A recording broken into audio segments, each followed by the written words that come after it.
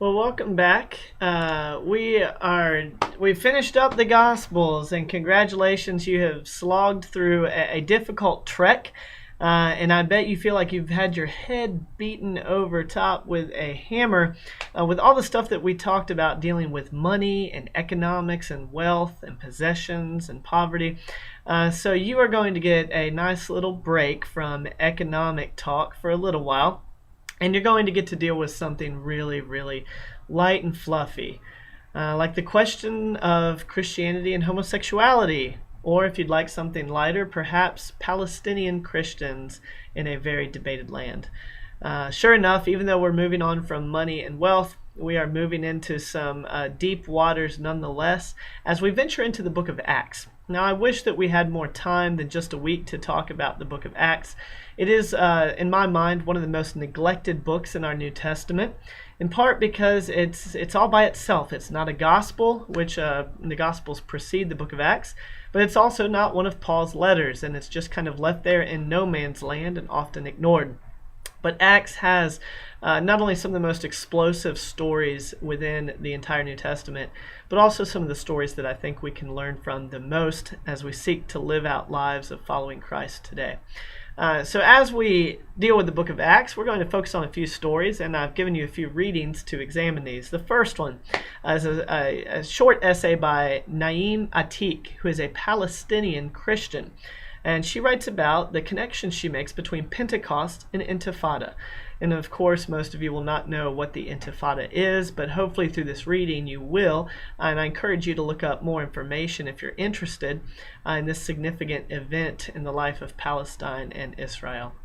The second two readings, I think many of you will gravitate towards, as this is quite the controversial topic today.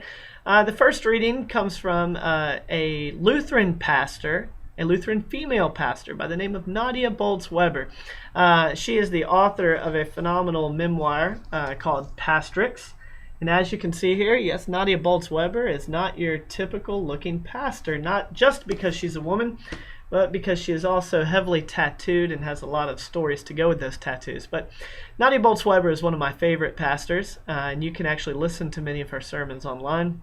But you'll be reading one of her sermons that is on a passage from Acts called The Conversion of Philip by a Gender Transgressive Foreigner. And this will be dealing with the passage we find in Acts chapter 8, which we'll spend some time with. A second reading will also deal with this passage, and this is by Philip Spivey, who is an African-American gay male. And he writes also about this passage called Philip the Evangelist and the Ethiopian Eunuch. And as you'll see, these pastors confront our prevailing wisdom about the relationship between Christianity and sexuality, and what that might have to say to us today, and you'll get a chance to reflect on that in your questions as well. There's also a video, God and the Gay Christian by Matthew Vines, who's written a book of the same name. And I also want to remind you about your practices this week, your reflective practices. One of them involves connecting with this question of homosexuality and Christianity by encouraging you to participate in a discussion on the Gay Christian Network. Now, this is a website that is not simply for gay Christians or Christians who identify as LGBTQ, but rather it's a place for conversations to happen. People who disagree on issues related to sexuality and faith often find their way to these discussion boards and learn from each other and also challenge each other. So I invite you as one of your reflective praxis choices to participate in a discussion board there.